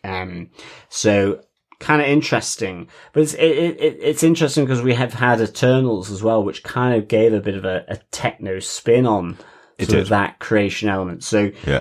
again, another layer here in the different forces at work, I guess, in the Marvel universe. Yeah. Yeah, every single possibility is available in the Marvel Definitely. Universe, remember. So, thanks so much for that, Michael. We have some feedback on episode 4, today's episode. An email that came in from Coffee and Vodka, who says, "Greetings, fellow harried defenders. Possible recency bias aside, this may be the best post-Netflix single episode to come out of the Marvel small screen universe. Although I was disappointed to see Alexander the Great at the end of the rainbow rather than Rama-Tut for a nice Kang tie-in. Everything else shined. What a ride. My favourite moment had to be Margaret Stevens' little girl screams upon seeing Haverat. At the end, finally the Indiana Jones and Brendan Fraser mummy homages don't feel like fan service, but rather a loving tribute. An absolutely fantastic episode. 5 murderous mummies, cuckoo nests, and huggable hippos out of 5. Nice. P.S. If you had to pick one favourite episode out of the entire Disney Netflix Marvel catalogue, what would it be? Firstly, thanks Coffee and Vodka for your thoughts there. A Kang tie-in. Could we have seen a version of Kang in Moon Knight here? Yeah. Sometimes he did take the appearance of Rama-Tut in Marvel Comics, so Yes. a possibility we could have seen him in here, but wasn't to be. Alexander the Great instead. Yeah, I totally concur with everything you've said about this episode. Loved it. I think, I guess Rama-Tut would have just dialed it to 11, I guess. It would have been huge. Yes. It would have been really, really huge with the tie-in, for sure. Absolutely. John, if you had to pick one favourite episode of the entire Disney Netflix Marvel catalogue, what would it be? Oh, that's a toughie, It is, Coffee isn't it? and Vodka. I mean, I don't do well with picking out one of, Anything. Yeah. Ooh, if I was to go with the recent Disney, I absolutely loved the last episode of WandaVision, from that series with with Agatha all along and just that whole reveal. Mm-hmm. And I really, really did enjoy the episode of Richard E. Grant coming in as classic Loki, Very cool. and that whole episode. Certainly for me, probably my favorite episode, and Moon Knight aside, because we haven't got through the whole series, but it would be probably all of the episodes of Jessica Jones season 1. There you go. I just remember loving Yeah. David Tennant in that. It was just really, really fantastic TV. And I guess any episode of Daredevil or The Defenders that had Madame Gao in, I got obsessed with Madame Gao. You did, didn't you? And It's I the just point where she is a more favoured villain for you than Kingpin in some senses. Yeah, I just really wanted to see more of her in the Daredevil and ultimately the Defenders show. Yeah. I thought she was just class. She was pretty cool. Yeah, She was pretty cool. Really class. So I don't know whether that helps, Coffee and Vodka. I'm really sorry. I guess I'll only give one, and I'm going to go all the way back because you did say Disney, Netflix, Marvel catalogue, so I'm going to go for the Marvel catalogue. And since Agents of S.H.I.E.L.D. is now on Disney, it counts. Episode Turn of Agents of S.H.I.E.L.D. season 1, where we had the big change of S.H.I.E.L.D. is no longer S.H.I.E.L.D. and everybody you know could be Hydra, was fantastically handled. That was good. On TV, and having that coming straight out of Captain America and the Winter Soldier was a very special moment, which you don't get very often, even with all these things tying into TV shows and movies. You don't get a moment when you can come out of the cinema and go and watch your episode of TV and have it so well tied in. They did do a little bit of that back in Hawkeye this year, though, Definitely. which was also cool. Definitely. And I'm loving your huggable hippos out of 5. I wonder if you could add in hungry as well. Hungry, huggable hippos. I like it. We'll see whether the goddess of childhood and fertility, Taweret, is also hungry in the could next be. episode. I'm wondering. Next up on email, Parthenia Locklear says, "Hey there, everyone. Wow, just wow. I just finished watching and I seriously did not want it to end. When Layla was running away from the zombie, for lack of a better word, I think that's an acceptable word, Parthenia. I felt like this was an Indiana Jones movie Then when they showed the Stephen Grant movie clip, it all made sense that I would feel that way, because apparently that is how they wanted us to feel. Arthur Harrow does that thing that all the villains do when they tell you bits and pieces of the story so that it causes tension among the heroes. Then the person has to figure it all out throughout multiple episodes. I hate that. I really do. Was I the only one wondering how Mark was going to fend off the thugs with only a hatchet? I spent this whole episode waiting for another identity to pop out, and I thought that was the moment. I was wrong, and instead they answered my question and showed us how one fights a small army with only a hatchet. That's true, yeah. I let out a huge gasp when Arthur shot him. I totally wasn't expecting that. I'm now confused in a good way because I absolutely cannot predict what is going to happen next, and I love that. So Stephen was trapped in a sarcophagus, and they show us another. Could that be the third identity? Was the hippo woman Amit? I hope you all enjoyed this episode as much as I did. Until next week, Parthenia.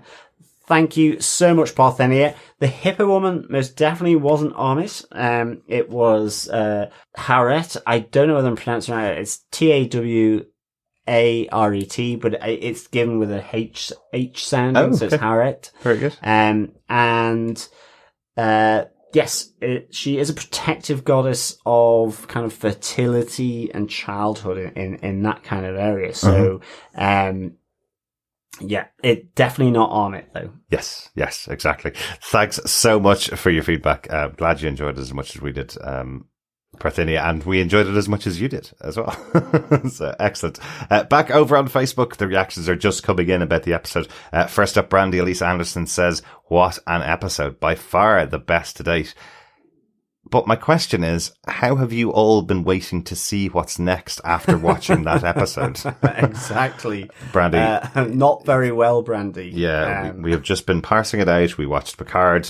We watched the couple of episodes. We podcasted about them just so the shortness of gap between this week and next week is the same for everybody else. Yeah. It's one of the reasons why we kind of didn't do this ahead of time, because, it was just... No, we kind of want to be in the moment because it was such a big episode. Exactly. And it's great to get the feedback in at the moment, as Derek said. Absolutely. Brandy continues, "Well, I was right about Harrow not being Amit's avatar, and about Mark not killing the anthropologist, being another victim, and that is what led him to meeting Khonshu. No lie, I totally jumped when Layla was grabbed. I knew it was coming, but I was expecting her to turn around, and it was in front of her on the ledge. I love how that scene was shot, and I loved Layla's reaction to what happened. Just lay there and yell, and to look up and find Harrow watching like this was some science experiment seems on par with his creep factor. I have to say, if you take anything from the Moon Knight series, let it be to pick better times and places for deep talks, or if you're Stephen, to take over the body. Seems like a lot of ridiculous choices at the moment when you're in peril. But yeah, I understand Mark needs to work on his communication, but he seems to be the only one who's got good timing for when said communication should occur. The ending was amazing. It was cool to see the Easter eggs in this episode that referenced previous episodes. We saw Crawley, Donna, the goldfish, the ankle restraint, Billy and Bobby, the cops that work for Arthur Harrow, Beck, the drawing of Khonshu, a Moon Knight action figure, the Rubik's Cube, Donna had a stuffed scarab, cupcakes, the postcards, Layla has the candy from episode 3, and Tara was the plush in episode 1. I love that while Stephen screams and backs away, Mark screams but makes fists and stands his ground when he saw Tara. Excellent. So many moments in there, aren't there, Brandy? Really, really good moments. Yeah, I love that. I hadn't picked out Donna with the stuffed scarab at all. It's really good. And all the Rubik's Cube for that matter.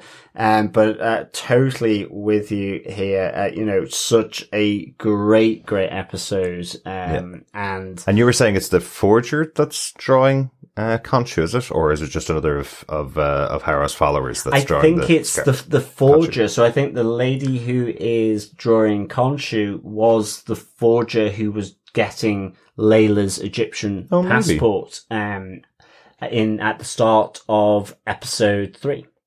Although, how would Mark or Stephen know what she looks like? Well, that's true. That's a possibility. I just assumed that she was there because that is Layla's longer time associate, has done the forgery work for Madripoor, doing documents on different things. And so Mark would also know her whilst being married. That's true, of course. Mercenary work as well, possibly. She did know them very, very well. Yeah. Did know them very well. Excellent. Thank you, Brandy. Yeah, thank you, Brandy. William Walton on Facebook says, given Stephen and Mark can both exist in the psychiatric hospital, could one of the other people we see be the third personality? Could there be more than one other personality we haven't met yet? It's reminiscent of the underground we see in Doom Patrol, where all of Jane's personalities live when they aren't the dominant one who is controlling her body. Oh, interesting. And that could be an interesting idea as well, yeah. So that actually there could be a third person at the moment, and that's a fourth. That's entirely possible. Entirely possible. I must say I haven't seen Doom Patrol, so I don't know the actual character. I think we only watched 1 or 2 episodes of that. Even though we're enjoying it, just too many shows, William. But that's could be interesting. Yeah, we could be seeing some more identities come out. Interesting. Yeah, great stuff, William. Thanks for the theories. Absolutely. Finally, Richard Blaze says, binged the 4 episodes today, really enjoying them. Then the last 10 minutes had me thinking I was watching Legion again.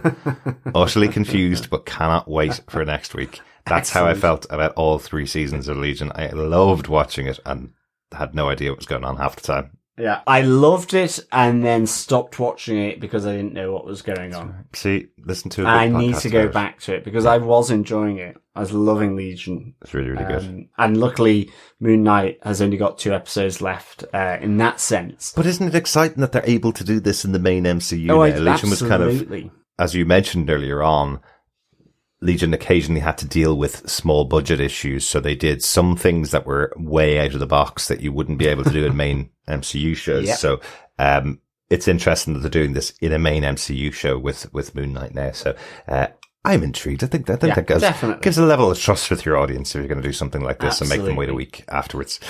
And hot off the presses, even more feedback on this episode. First up, Dr. Bob Phillips says, anyone else expecting the Tusken Raiders to show up throughout the first 15 minutes? Props too for the worst kiss ever shown on screen, and to think such a handsome man could snog so badly. Fascinated by the escape room thinking of Stephen as he led the daring duo through the tomb.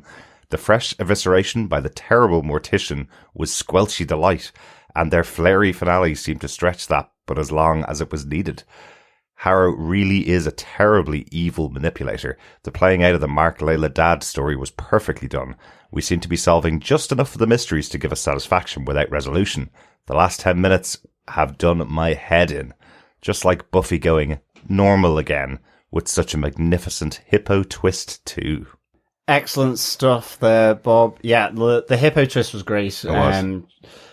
Unexpected voice, I guess, coupled to relatively cutesy look. If a hippo on its hind legs is cutesy, it's certainly cutesier than a hippo staring you down in the wild. Yes, and evisceration by the priest. Mm-hmm. I think with the kiss, the thing that we forgot to mention was Stephen hitting himself, or Mark briefly managing to sort of pull through there to punch Stephen in the chops after kissing his, I guess, ex-wife at this stage, or separated. They haven't divorced yet? No, separated. Papers are not signed. So, that was a nice little touch as well. And you're totally right. The kiss from Stephen itself is so awkward and uncomfortable. It does seem like there's a look on Layla's face when he kisses her going, that's not my husband, almost. That's true, yeah. It looks like a completely different kisser. Yeah, definitely. Who was it, Cher, that said you can tell whether he loves you by his kiss? Was that the song? In the Shoop Shoop song? Not part of it. Well, okay, we'll try that. Yes. I think totally agree with you, Bob, around Harrow. I think he is a great evil manipulator, for sure. And it played out really nicely. Absolutely. Oh, and your final point on the final 10 minutes of this episode being like that Buffy moment where she goes normal again. That's a moment back in Buffy when it returns to who we think is Buffy Summers, but she's sitting in an asylum. Yes. Saying that everything has been a dream up to that point. So yeah, it was one of those ones that was a really shocking moment for Buffy fans when you're watching the episode and then never returned to again. It's kind of left to be in the back of your mind that maybe the whole series of Buffy never existed. So I wonder, will they do that with Moon Knight? I don't think so, but I wonder, will they have this as an overarching question forever? Was it all a dream like people think Lost was, or something like that? Yes. Yeah. There you go. Excellent. Thanks, Dr. Bob. Yeah. Thanks, Dr. Bob. Victor Von Doom said, bogus bingo. Only 15 numbers in bingo. And I think Mephisto is waiting for Doctor Strange. Yes. We did have another comment as well from Claire Laffer saying, will someone please let poor Mephisto out of that third sarcophagus? So yes, I wonder, is he around? We are talking about gods and things like the heavens and the underworld. So it could all fit in that wheelhouse. But I love Claire coming in with her little Mephisto bits for each of these Marvel things, now that has sort of, she's kept it going, shall we say, in a really good way. As we said, in this show, it seems more like, is that Jake? Is that Jake? Do you think that's Jake? Exactly. It seems to be a bit more of it this time. And Victor, I wish now my out of 5 had been bingo bango, to be honest. I know you say bogus bingo.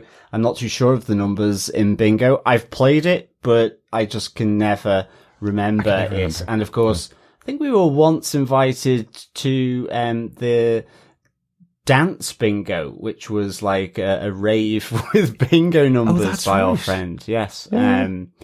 Sadly, we didn't go. Yeah, that would have been something to put on the old resume of Nights Out, wouldn't it? So yes, bingo can take many forms, I guess. That's true. So maybe there are ones with 50 numbers, but I just can't remember. So thanks so much, Claire, and thank you, Victor, for the Facebook feedback. Absolutely. Oh, and Brandy Elise Anderson added to her comment from earlier on, says she realizes that she forgot to add a reason why she thinks the Institute is fake. It's because we're seeing stuff that isn't in just Mark or Stephen's head. Mostly I'm thinking about Layla and the candy, which is a scene that did not include Oscar Isaac in it. So that's possibly an explanation for what I was talking about earlier on, about maybe the forger is in the head, because maybe that's coming from Layla, not from Mark or Stephen. Or, as you said, John, that could be coming from Mark because, being her husband, he may have met the forger before and may know about Layla's penchant for eating that particular type of candy. Yeah, no, absolutely. But it's a really good point that might play out in that way, for sure. Yeah. Ray from Into the Night, the Moon Knight podcast had his thoughts about episode 4 as well. He said, absolutely brilliant episode. If the Indiana Jones tomb raiding wasn't enough, with nice dynamics between Layla, Stephen and Mark, then the full-on slap in the face of the final act was just priceless. I've never been happier watching a TV show than to see Jeff Lemire's Moon Knight brought to life. I've no feet to stand on now. Where to from here? What's real? What isn't? It's such a fun position to be in, and is exactly what I was hoping they'd capture for the Moon Knight series. The ambiguity is there, and it really can go either way. 3 scenarios. The asylum is Mark's mindscape. Everything we've seen from episode 1 to 3 was all in Mark's head, and the asylum is real, but we're getting some bleed over still, with Mark seeing Stephen and Tarawat. Or there's some sort of limbo of the afterlife, which could explain how or why Tarawat is there. She is the goddess of life and fertility. Yes, indeed. Interesting theories like there. Like we were saying about her having another name of Mother of Heaven. So it certainly could be, that afterlife side of it. Or, yes, part of it is, one side of it is real, the other isn't, or vice versa. That could be it. Really good stuff, Ray, and so glad you are enjoying seeing not only Moon Knight, but also just seeing this 180 as well. With the change and bringing Lemire's comic into life. the TV shows. Really good. Yeah, really cool. Adrian Johnson on Facebook said, Mark punching Stephen for kissing Layla. The fact that the scene was just Oscar Isaac hitting himself, but we all understood the context of what just happened without words. Brilliantly done. Yes, it really really was. I keep thinking back to the stop hitting yourself. Well, yes. Yeah, absolutely. I think both of us have put that in our notes about Mark hitting Stephen after warning him off his wife, and then completely forgot to mention it on the podcast. So thanks so much for bringing that back up, Adrian. Yeah, thank you, Adrian. Also, we got an email through from Victor Von Doom. He says, "Greetings, Defenders. I thought last week's episode was full of WTF moments, but episode 4 is one big WTF. Layla kills a Heka priest who withstood gunfire with a flare. I'm impressed. Her takedown of the mounted gun jeep was cool. Harrow using a gun to kill Mark seems odd. Is Crowley an action movie hero? Is the mental institution hell? I was stunned to see all the characters and objects from the previous episodes here. Harrow is the chief shrink. I find it mind-blowing that some of what we have seen so far is real and the rest fabricated from Mark's mind. By the way, who was in the second sarcophagus? Was it Jake? It seems Mark holds no animosity towards Stephen and Layla's kiss. They hug each other, then meet Taweret. What does the god of fertility want with those two? To be honest, I would scream as well. Hippos are fiercely territorial and dangerous. Indeed they are. I guess that's why they no longer inhabit the banks of the River Nile, going through Egypt as well. I think the Egyptians probably saw to that. Probably quite nice meat, I guess, as well. But anyway. Okay. I think you need dinner, John. Harvesting the natural resources. Okay. Anyway, I digress. Victor continues. Could Mark and Stephen be entrapped in the same realm as the banished deities? Ooh. It seems Osiris could be the only one benefiting from Harrow's quest. One big WTF. Excelsior, Victor Von Doom. Thank you so much, Victor. I am beginning to think from this episode as well that not all of the gods are against Harrow. Yes. And that maybe they're using him to further an agenda of their own. And certainly, I think it is Osiris's avatar that puts Khonshu's Ushbashti into that vault as well. That's right. And so that could be a signifier of something, him putting his obstacle out of the way. That's entirely possible. It's an interesting one for sure. Yeah, absolutely. Thanks so much, Victor, for your thoughts. I could tell you were writing it while you were watching the episode, because that's exactly how my notes looked. Is this what's happening? Oh, is this what's happening? Maybe this is happening. So I had to go back and rewrite my notes a couple of times to kind of connect them all. But definitely one thing to pull out from you, which we didn't mention. Layla and her flares in the episode were amazing. That's what her toy will come with when it comes out. I'd say a pack of flares, because she took out the driver of the car. She put the flare on top of the bullets, which blew up the vehicle. She took out the attacking priest, all with the red flares. It is definitely her weapon of choice for sure.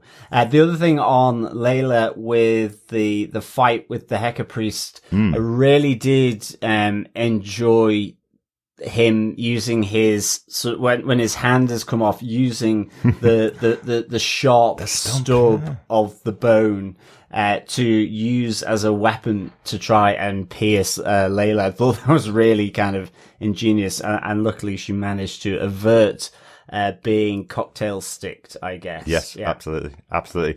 Thanks, Victor, for feedback as always. Yeah, thanks, Victor. And finally, for feedback, we had an email in from Suzanne Nelson, who says, "Awesome. This show gets better with every episode. I particularly liked the scenes in the psychiatric hospital, seeing all the characters in their new roles. Is Stephen and Mark's third, more violent persona the one they have locked in the sarcophagus? Isn't the hippo goddess Taweret the god of fertility? What is she doing there? This show has shades of The Mummy, Indiana Jones, combined with One Flew Over the Cuckoo's Nest." Exactly. I like it. Yeah. I do have a question about the start of the episode. Redacted. Excellent episode. Looking forward to your comments inside. Keep defending Suzanne. I'm saying redacted because, Suzanne, well done. We'll put this in as the answer to this week's pub quiz question, because you've literally answered the pub quiz question for this week. Yes, you have the power of foresight. seemingly, Very impressive. as you have got the answer to the pub quiz question. Yeah, you know the way they say that you get into the mind of somebody that's doing crosswords. You eventually get into the mind. You can kind of guess their clues from the crosswords. I guess Suzanne has gotten into your pub quiz writing mind, John. Yes, it looks that way for sure. Yeah, well done, Suzanne. Let's just say, in the words of Monty Python, those imprisoned gods have been a very naughty boy. Very possible. Very Boys, possible. girls, boys and girls. Exactly. Thanks so much, Suzanne. Yeah, thanks so much, Suzanne. Good job on guessing the quiz. Absolutely. Answer. Brilliant stuff. Thank you so much to everybody for your feedback on the episode. Keep it coming in. Keep emailing us to feedback@tvpodcastindustries.com or over in our Facebook group at facebook.com/groups/tvpodcastindustries. Yes, we will be back later this week with the next episode of Star Trek Picard. That's right. Episode 8. And of course, we will be coming back next week for episode 5, the penultimate episode of Moon Knight. Mm-hmm. It's been great talking about this episode of Moon Knight, and really looking forward to the rest of the season. Thank you so much for joining us. Talk to you again next time. Yeah, as always, fellow defenders, really good chatting to you about all things Moon Knight. Great feedback, thoughts, theories, and a special shout out to Lenya for a really great email and informative email on DID. Absolutely. So please, fellow defenders, remember, keep watching, keep listening, and keep defending. Bye. Bye.